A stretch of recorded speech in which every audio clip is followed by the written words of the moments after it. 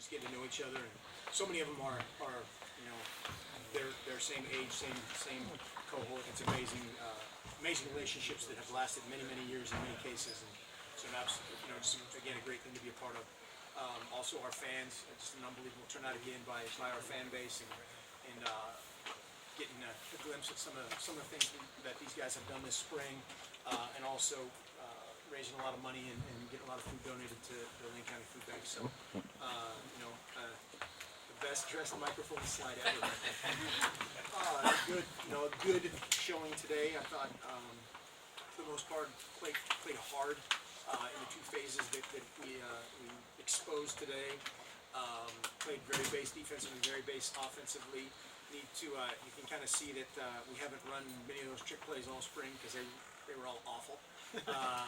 But guys had fun with it and competed at the end, and it was a competitive situation there at the end. And take questions from there.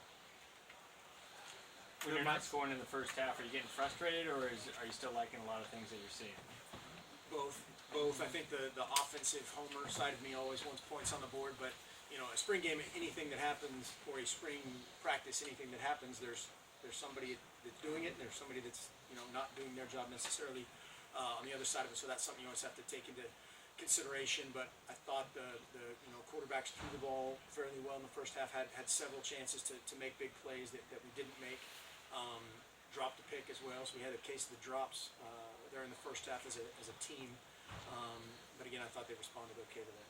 It looked like, you know, Dakota and Travis Johnson, sorry, down here. It looks like Dakota and Travis Johnson really were focusing more on short passes and stretching up the field. Was that the game plan, not to let them air the ball out as much?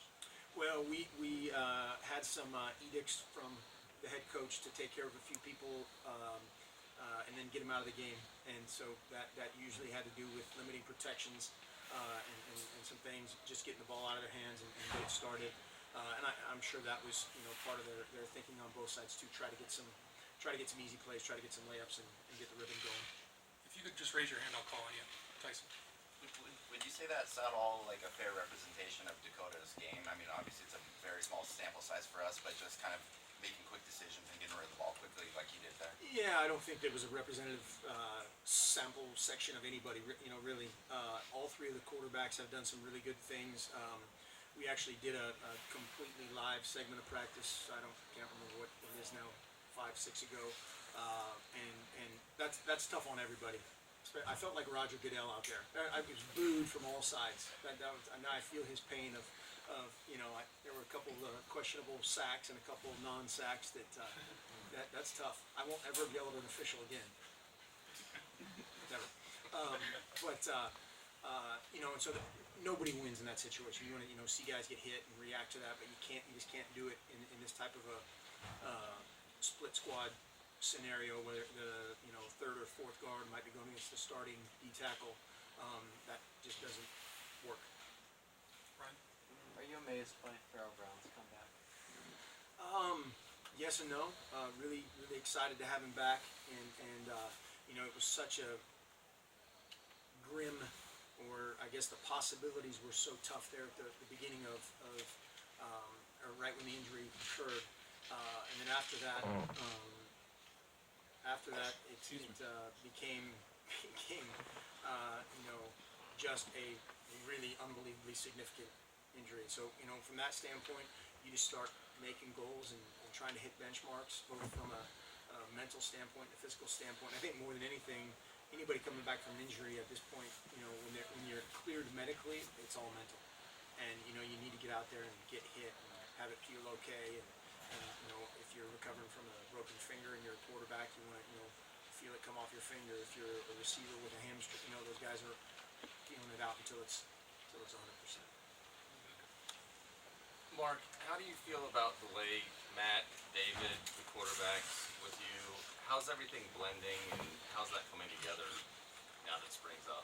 Yeah, I mean, I like where we're headed, but you know, we're not by any means close to there, and that's just a byproduct of all three of those guys being at completely different stages. Terry Wilson's been here for 4 weeks. You know, Travis has been here for a year, so he has an advantage kind of sitting in the classroom, but has never taken reps. and then Dakota has a little bit more experience, but not in our system. So they're all coming at it from that different angles. And so what we'll do over this next phase and this next span is really continue to push the envelope from a mental standpoint as much as they possibly can. Them kind of take over the leadership role of if they're going out and whatever, doing 7-on-7 or doing 1-on-1, we can't be there for that. And so them really stepping up and doing that is huge. And then in the fall, putting them all in there, they're going to complete, just light years ahead of where they are right now, the first week of fall camp, I guarantee it. And then we have to kind of play to their strengths to give everybody a shot there initially, and then make some judgments as we head toward the opening day. Does it feel like this is like the biggest restart or reset in terms of personnel, both coaching and playing? I mean, have you been through this in a while, you feel like? I think I understand what you're saying, but it really doesn't. I think every year you've got, there's just a little bit different voice, whether it's, whoever graduating. Rodney Hardrick, was the voice of our defense for however many years, and he's gone. Who are those voices? Who are those next? And that happens every year, but certainly, defensively, the schematic changes and just the urgency that's been created there, I think is an excellent thing. And now it has to carry through and by the players. But you're always going through those things every year, whether it's somebody you want to step into a different role. Royce Freeman and Charles Nelson have been phenomenal as far as we've asked them to step up as leaders. They're not naturally vocal guys. That's not their MO necessarily, but they've been, couldn't say more about their practice habits and how that's affected Dylan Mitchell, Kirk Merritt, Darren, that just becomes contagious in a good way. Aaron? Very rarely does a spring game produce a late game drama. Were you happy with that situation? Have both quarterbacks out there trying to lead touchdown drives? They both scored. Did you gain something out of having that scenario play out? Absolutely, and that's obviously you're trying to manufacture that, and that may have been a questionable call at one point. It's not reviewable, but absolutely. You want to see guys have success and see how they bounce back. You want guys to not be successful, see how they bounce back, and then it was a great situation that we tried to obviously won a competitive situation at the end of the game, and a 2-point conversion for the win is about as competitive as it can be. Would you want that call back on the 2-point conversion, or were you happy with that? The call back? The call, the play call. No, if this were a real game, we'd all be ripping you for that. So I was just asking. No, I told both sides right before we didn't want overtime, and that was another. See, that's another. You're mad at the commissioner again. That was an edict that we had to go for 2 there at the end to not have overtime. Now, the flea flicker call on the last possession, I might start a message board for that one. Dylan Mitchell had a big day. Obviously, it's a deep receiving core, but could you see him taking away some time from some veterans? He's really good. He's just a mature. I was really happy that he bounced back after that drop, because another guy that has just come in and worked his tail off and has followed the leadership role of just the work ethic of Charles, of Kirk Merritt, of DC, and just being out there and working every single day. Has been a great blocker, has been a great special teams player. Obviously we're excited about where he's headed. The D seemed like it had the offense on the ropes for the first half, and then there was kind of a shift when you went running clock. Was there some adjustments on either side there, do you think? No, I thought that was again, depending on which lens you're looking through. I thought that the defense played a very base package, obviously kind of by design, and they played with confidence. They played fast. I think there were a few plays to be made that the offense didn't. Had a few drops, had a few holes that they'll look back and learn from. But it was the defense certainly taking over the scoreboard in the first half.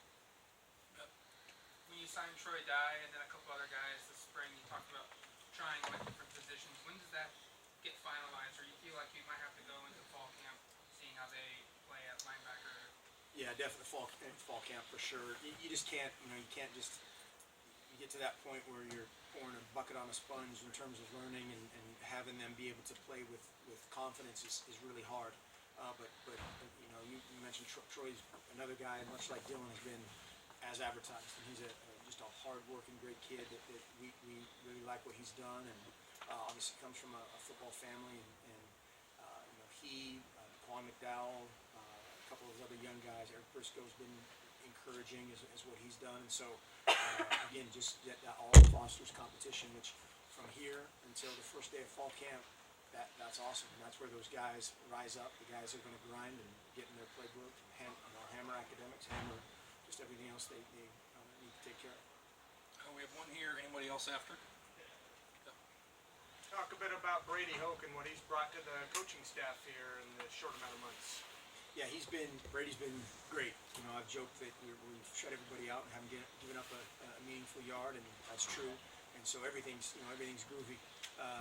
But it's I really like just the urgency that we're playing with on that side. I think there's a freshness to opportunity, whether it's because of a bunch of guys gone in the front seven or some more competition that's been created on the back end with a linebacker. I think is all very positive. Obviously, the quarterbacks know the rules going into this game, but is there a little frustration from the guys? Obviously, they're run guys, and they probably could have broken a few of those tackles. Is there a little frustration that sets in? Absolutely, and that's a good thing. You know, you want the quarterback to be tough, you want the quarterback to be competitive, and all those guys were, whining to me and complaining that they couldn't be live, and I'm glad for that. At the same time, like we talked about, it's not the best situation for the long-term health and welfare of our football team, and we have to be able to dissect what we need and make the determinations based on what we do. We have one more. Mark, is it this quarterback between Prukop and Johnson? Is it a fair square going into fall camp? You got an experienced guy, you got a former Elite 11, pretty talented freshman. Is there a starter right now? No, absolutely not. I think the three guys that have taken the lion's share of reps, Dakota, Travis, and Terry Wilson, we'll learn a lot about those guys from now until fall camp. And those guys, especially Terry, again, he's been here for 4 weeks. Those guys, they will look, light years ahead of where they are now, drastically different than where they are now in a positive way. And I hope it's a really, really difficult decision to make. Okay, thank you. We have Hodgkins, Farrell Brown, and TJ Daniel in here. Freeman's in here too. And Royce Freeman.